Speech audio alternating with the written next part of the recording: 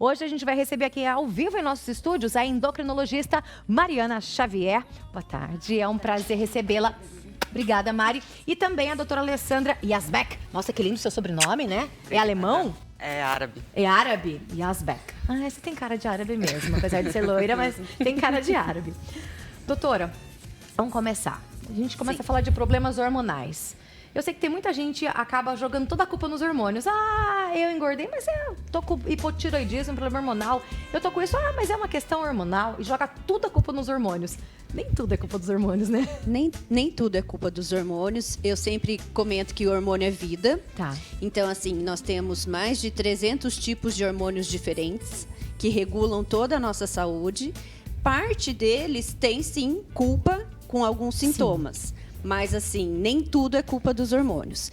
Principalmente relacionado, por exemplo, à tireoide. Todo mundo me pergunta, será que eu estou ganhando peso porque eu tenho alguma disfunção da tireoide? Eu falo assim, a tireoide pode contribuir para que você ganhe alguns quilos, mas assim, de 5 a 10% do seu peso. Apenas. Tá. Então, se eu peso 50 e fui para 55, esses 5 quilos podem ser atribuídos à tireoide. E nem sempre é uma questão de ganho de gordura. A maioria das vezes é um inchaço. Então, na verdade, você começa a reter líquido. Na verdade, no hipotireoidismo, a gente chama de mixedema. É um inchaço que contribui com esse ganho de peso. Mas, por exemplo, se eu peso os mesmos 50 quilos e vou para 70 quilos, os outros 15 quilos que eu acumulei a mais, sedentarismo e erro alimentar. Então, nem tudo pode ser atribuído à parte hormonal. Quais são as principais doenças que o endocrinologista vai cuidar, vai tratar? Então, nosso campo de atuação é bem amplo. A gente trata de obesidade, dislipidemia, que é o colesterol ou triglicerídeo alto. A gente trata de diabetes, tanto diabetes tipo 1, que é mais prevalente na infância, quanto o tipo 2, que é mais prevalente em quem está sobrepeso e nos adultos. A gente trata também problemas da tireoide, tanto o hipo quanto o hipertireoidismo. Tem muita gente que às vezes confunde, né? Fala assim, eu tenho tireoide. Que bom que você tem tireoide, porque todo mundo tem que ter tireoide.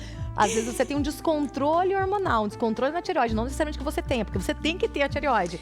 E o hiper e o hipo, eles têm sintomas diferentes. Bem diferentes. A tireoide é uma glândula fundamental no nosso organismo, ela controla o sono, o apetite, o humor, alterações de pele, de cabelo, do funcionamento do intestino, tudo isso pode ser atribuído à tireoide. Só que assim, o hipotireoidismo é como se fosse uma diminuição da sua taxa metabólica. Como se ela quisesse parar de trabalhar. Sim, tá então com preguiça. Dá muito cansaço, muita fraqueza, sonolência excessiva, o intestino fica mais preso, você pode ter queda de cabelo, a unha mais fraca, quebradiça, os batimentos cardíacos ficam mais lentificados. E o hiper é o contrário, você tem uma produção hormonal a mais e você pode ter, então, taquicardia, que é quando o coração acelera. Sudorese, você pode ter tremor de extremidades, você pode ter diarreia, você pode ter perda de peso, então, assim, a pele mais oleosa. Todos esses sintomas podem ser... Deus mandou eu ter o hipo pra ver se eu acalmava um pouco, porque eu sou muito agitada. Imagina se eu não tivesse hipo. Porque o hipo é pra acalmar. Olha aí eu calma. Olha aí eu tranquila. Então, isso que a gente tem que deixar bem claro. A partir do momento que a gente institui o tratamento, o intuito é fazer com que a vida volte ao normal. Então, assim... A questão do hipotireoidismo, porque eu já ouvi muita gente falar e eu quero tirar essa dúvida com você. Tem gente que fala assim, eu tive um sintoma parecido com depressão, um quadro parecido com depressão e foi por causa do hipotireoidismo. Procede? Sim, procede. A tireoide, os hormônios que são produzidos pela tireoide, elas controlam sono, apetite e humor. Então, os sintomas são muito parecidos com os sintomas da depressão.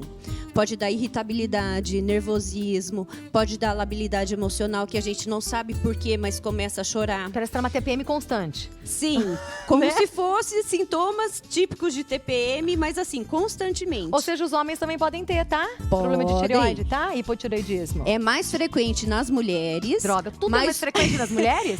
Da tireoide, sim, mas o restante não. Por exemplo, obesidade, dislipidemia, diabetes, é mais ou menos igual. Mas o hipotireoidismo é mais frequente. Geralmente são 10 mulheres para cada um homem acometido.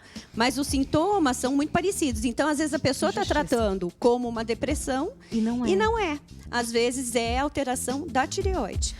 Porque ela também leva alteração de memória, de concentração, dá muito a sonolência. Gente, isso é muito sério. Atenção, Aumenta o mulheres apetite. ou homens também, que de repente tem esses sintomas, né? Fica mais letárgico, um pouquinho mais pacato, com uma sonolência excessiva. Começou a sentir que tá ganhando pelo menos 10% aí do peso. Pode ser, tá inchado demais, você tá esquecido demais, às vezes tá com um quadro parecido com o de depressão, às vezes é hipotireoidismo, um descontrole hormonal da sua tireoide. E quem vai te ajudar é endocrinologista. Isso. T3, T4, TSH, eu sei todos os exames que eu fiz a Então, minha vida gente inteira. pede o TSH, que é o exame inicial, porque ele nos dá uma boa ideia se tem alguma disfunção da tireoide ou não. E baseado nas disfunções de TSH, a gente pede o restante dos hormônios, que é o T3 e o T4.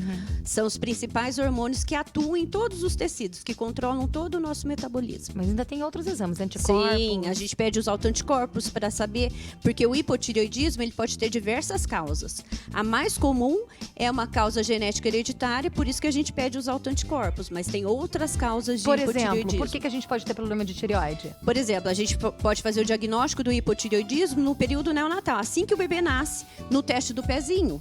O teste do pezinho, a triagem neonatal é fundamental. Com descontrole? Sim, o teste do pezinho a gente faz o diagnóstico de mais de 6 tipos de doenças graves que podem ser diagnosticadas nesse período neonatal dos 28 primeiros dias de vida. Então, o hipotireoidismo do bebê é diferente do hipotireoidismo do adulto. Não sabia disso. Então, as crianças, elas podem nascer com uma tireoide diminuída de tamanho, elas podem nascer com uma genesia de tireoide. O que é isso? O bebê nasce sem a tireoide, então ele precisa começar a reposição hormonal muito cedo.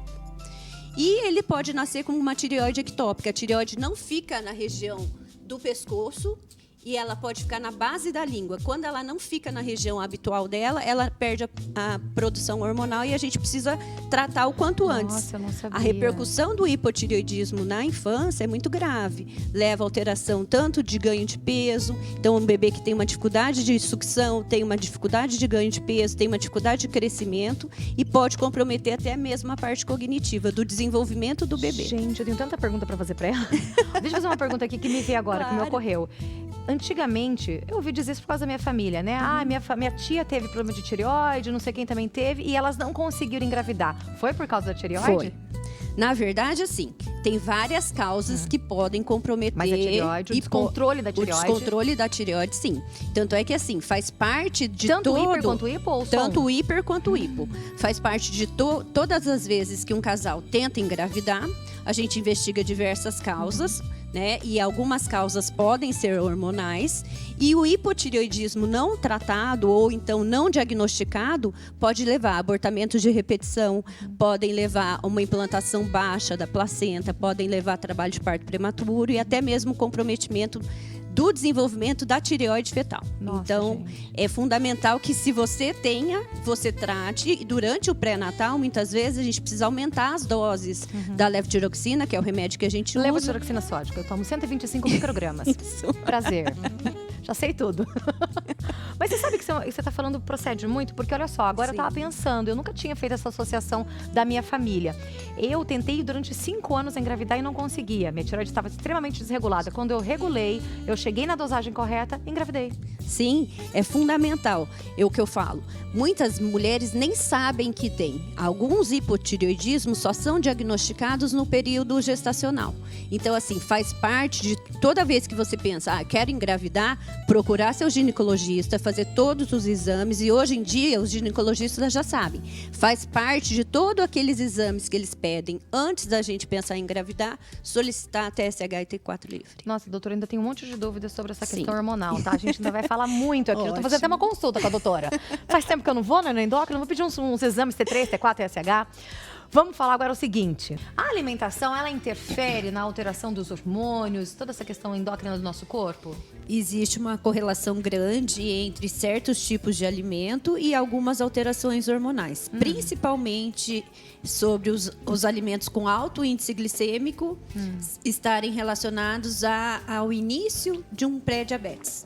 Então, sim. isso sim. Agora, assim, não tem nenhum alimento que vai ou te proteger ou vai piorar alguma coisa relacionada à tireoide. Então, assim, o que a gente sabe é que existe os carboidratos simples e os compostos, né? Aquele carboidrato que demora mais tempo para ter uma digestão do ponto de vista metabólico, ele estimula menos a secreção de insulina e isso te protege contra o pré-diabetes. Aqueles carboidratos que são de absorção rápida, por exemplo, o açúcar em si, isso sim pode estar relacionado à resistência insulínica, que é o pré-diabetes. Mas não tem nenhum tipo de alimento que tenha interferência em relação a desenvolver alguma doença. Não, por causa disso. E assim, é o que eu digo, a gente pode comer de tudo, tudo depende da quantidade. Então, a ansiedade tem alguma coisa a ver com a questão endócrina? Tem. Tem? Tem. Por quê? Na verdade, algumas doenças endocrinológicas podem aumentar, podem cursar com ansiedade e dependendo de alterações hormonais, para quem já é ansioso, isso pode piorar. Sério? Por exemplo, todo mundo me pergunta, por que a gente tem aquelas alterações típicas da TPM? Uhum. E isso tem total correlação hormonal. É. O nosso ciclo, o nosso ciclo menstrual, ele é bem cadenciado e depende de várias alterações hormonais durante. Tem mulheres que têm ciclos a cada 26 dias, a cada 28 dias, a cada 30 dias. A segunda porção do nosso ciclo, a gente tem uma elevação de progesterona. É a progesterona que deixa a gente mais triste, mais irritada, mais nervosa, com mais fome. Então, todo mundo fala assim, nossa, quando eu estou na TPM, eu preciso de um chocolate. Por quê? Procede. Isso tem a ver com a elevação da progesterona. Então, aqui, ó, nós estamos hoje com a Laís e o bolo dela. Quem tiver de TPM... Ele veio numa hora perfeita. Quem tiver de TPM pode fazer a receita dela. Na verdade, a gente tem isso porque a elevação da progesterona é o que deixa a gente mais sensível, mais irritada, dá muita dor na mama, pode levar a retenção hídrica, inchaço e um aumento do apetite, geralmente por carboidrato simples, porque a gente precisa daquela sensação de prazer rápido. No meu caso é pão com manteiga. Então, tem gente que assim, tem gente que é o carboidrato salgado, então a massa, o pão, o arroz, o macarrão, chocolate, ou assim. O chocolate com bolo, que é mais gostoso ainda. Só o chocolate não, tem que ser chocolate com bolo. Por quê? Isso que traz Porque alegria. Esses alimentos... Isso aqui significa felicidade. Taça da felicidade. Esses alimentos, eles aumentam a serotonina, que é um hormônio do prazer, que deixa a gente mais tranquila. Por isso que nesse período da TPM, a maioria das mulheres acabam tendo essa preferência pelo carboidrato simples, porque daí dá uma sensação de bem-estar mais rápido. E dá mesmo, né? E dá. Sim. Não sou só eu, né, doutora? A senhora também? Também. Então tá bom. A gente fica bem mais tranquila. Todo mundo aqui é humano, mulher. Passa por isso, né? Passa. A acupuntura também aumenta a serotonina. Aumenta? Aumenta também. Ajuda a aumentar? Dá pra trocar a acupuntura, o carboidrato simples por Quando acupuntura. tiver na TPM, vai na